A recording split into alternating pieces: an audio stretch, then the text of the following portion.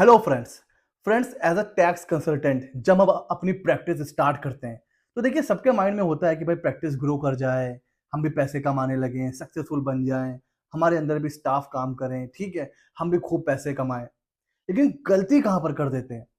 क्यों ऐसा होता है कि 10 में से 6 या अगर मैं कहूँ कि 10 में से 7 लोग जब अपनी प्रैक्टिस स्टार्ट करते हैं तो वो फेल कर जाते हैं। वो वो जो एक जो टारगेट होता है वो अचीव नहीं कर पाते हैं।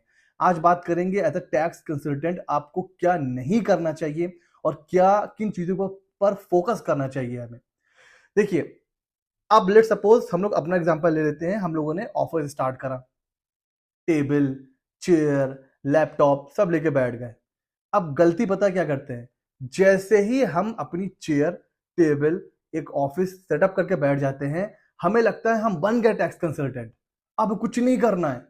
अब क्लाइंट अपने आप आएगा, फीस अपने आप आएगी, काम चलकर आएगा। हमने बाहर बोर्ड लगा दिया है, लोग अपने आप चलते खींचे चले आएंगे। यहां गलती हो जाती है। कुर्सी का मोह इंसान को एक बड़ा टैक्स कंसल्टेंट नहीं बनने देता है। आपने टेबल, चेयर, ऑफिस सेटअप क्यों किया है? ताकि आपके पास काम आए तो आप बैठ के कर सको। काम आने से पहले नहीं बैठना है। गलती लोग क्या करते हैं, मेरे पास में मैसेज आते हैं, कॉल आते हैं कि सर हमने प्रैक्टिस स्टार्ट कर दी है, 6 महीना हो गया, 1 साल हो गया है, क्लाइंट्स नहीं बन रहे हैं, मजा नहीं आ रही है। तो भाई आप मैं उनसे पूछता हूँ आपने स्टार्टिंग में क्या क्या किया है क्लाइंट्स बनाने के लिए? सर कुछ नहीं, बस ये जो जानने वाले थे उनको बस फोन ऑन कर दिया था, दोस्तों को बता दिया था, और सर बैठे हुए थे, कुछ भी नहीं हो रहा है। तो यार बैठे बैठे क्लाइंट्स आएंगे क्या आपके पास? आपको अपने आप से सबसे पहले एक वादा करना है, एक प्रॉमिस करना है।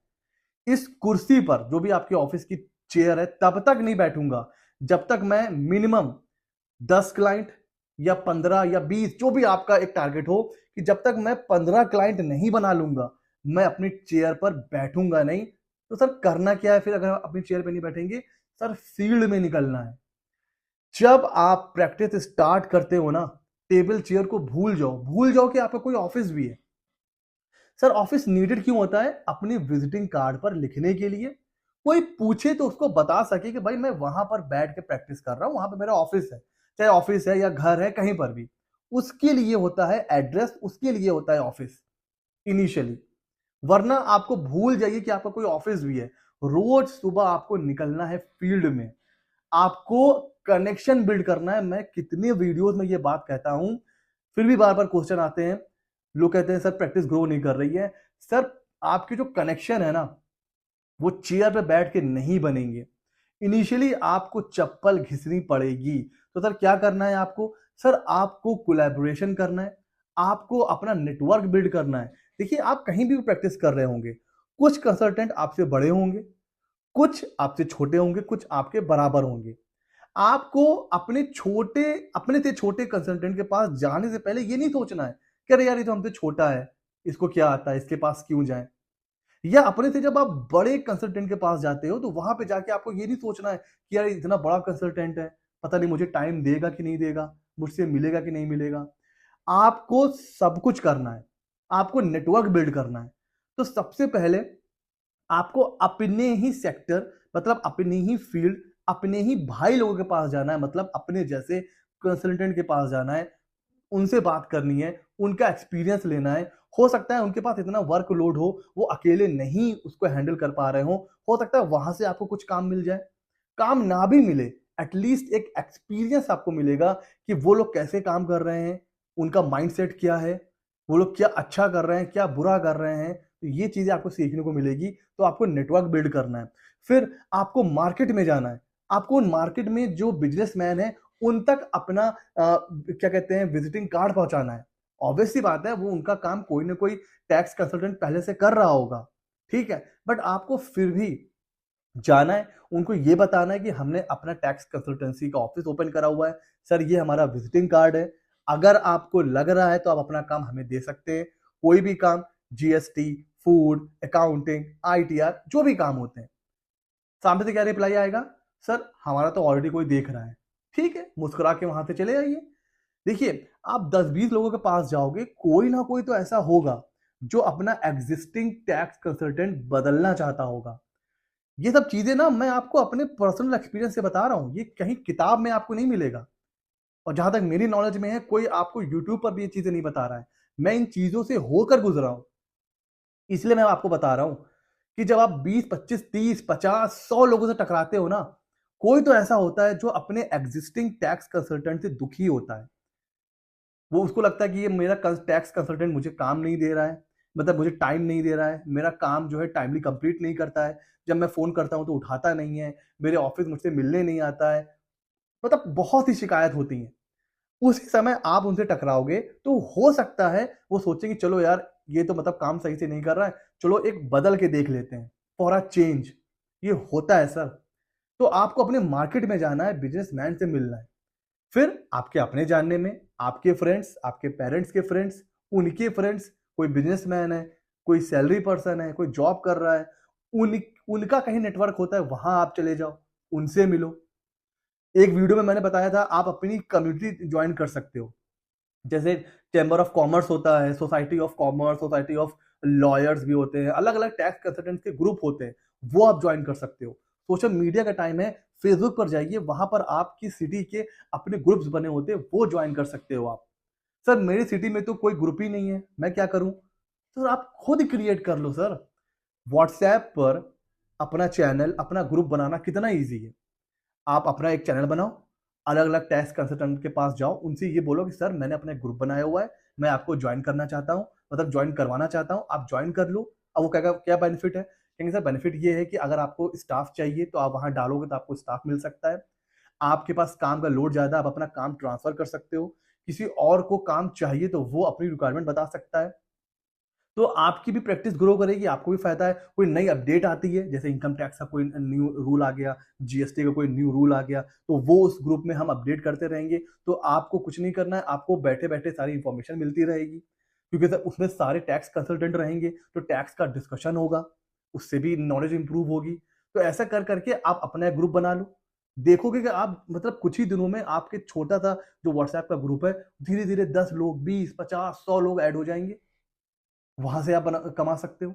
ठीक है। और अवेयरनेस रखिए आप अपने पास। अगर आपको अभी याद होगा कुछ टाइम पहले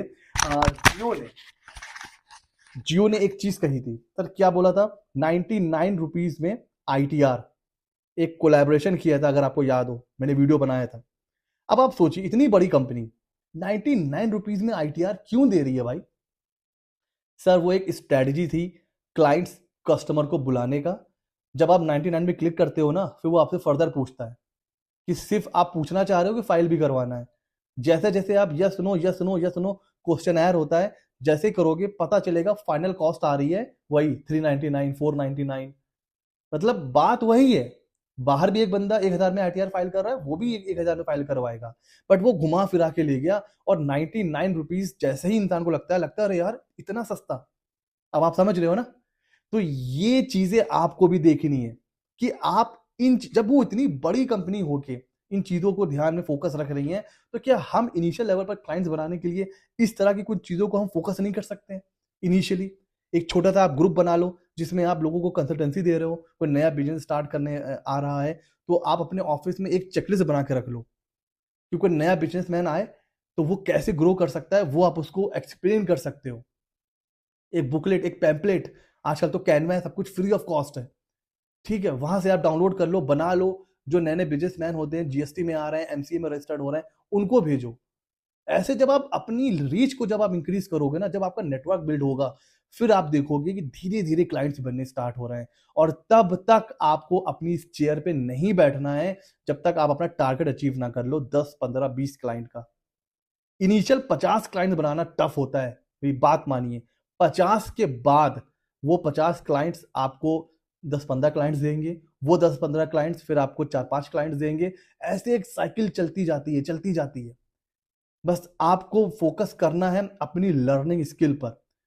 एक जो गलती सबसे ज्यादा करते हैं टैक्स कंसल्टेंट, थोड़े बहुत जैसे ही क्लाइंट्स बने, बस सेटिस्फाई हो जाते हैं कि अब तो प्रैक्टिस चल रही है, ना कुछ नया पढ़ना है, ना कुछ नया देखना है। भाई अगर आपको टैक्स कंसल्टेंसी में आना है ना, आपको अब जिंदगी भर पढ़ाई करनी है। नए रूल्स आ रहे हैं, नए एक्ट्स आ रहे हैं, उसको पढ़िए, समझिए।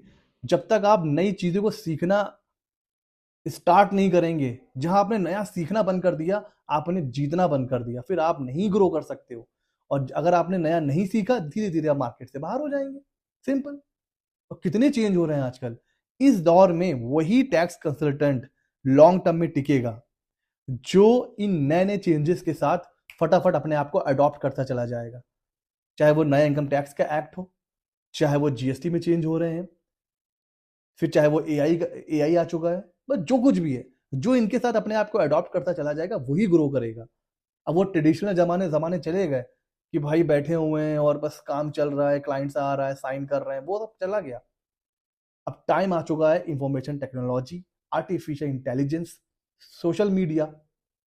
आप लोग इंस्टाग्राम चलाते होगे, कितने इंस्टाग्राम पे ऐड आते हैं कि आईटीआर फाइल करवा लीजिए।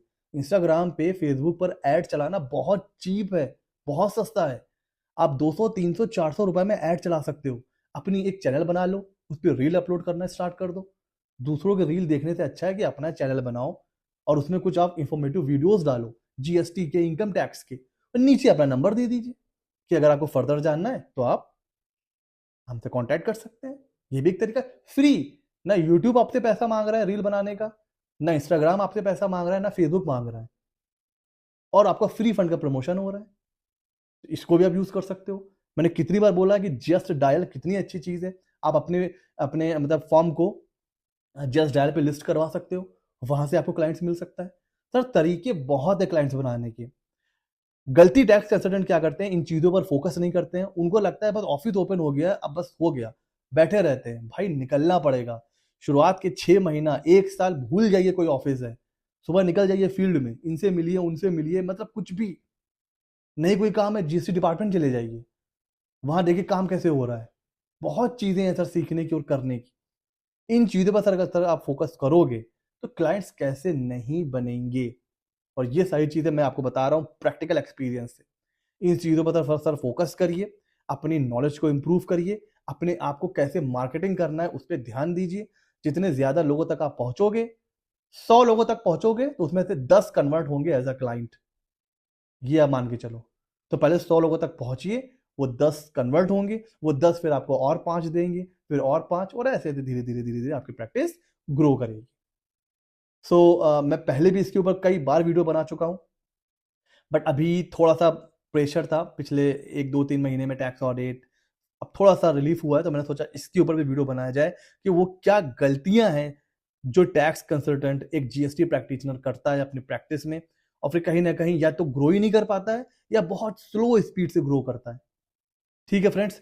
कैसा लगा वीडियो आपको? अगर आप भी कोई टैक्स कंसल्टेंट हैं और आपने किन चीजों को अप्लाई करके अपनी प्रैक्टिस को ग्रो करा है, अपना एक्सपीरियंस हमारे साथ शेयर करिए कमेंट सेक्शन में, जिससे जो और लोग हैं उनको भी उससे हेल्प मिल सके। और ऐसे ही मजेदार और इंफॉर्मेटिव वीडियोस के लिए हमारे चैनल CA Mithra 24 को सब्सक्राइब कर लीजिए। मिलते हैं अगले नॉलेजेबल वीडियो में।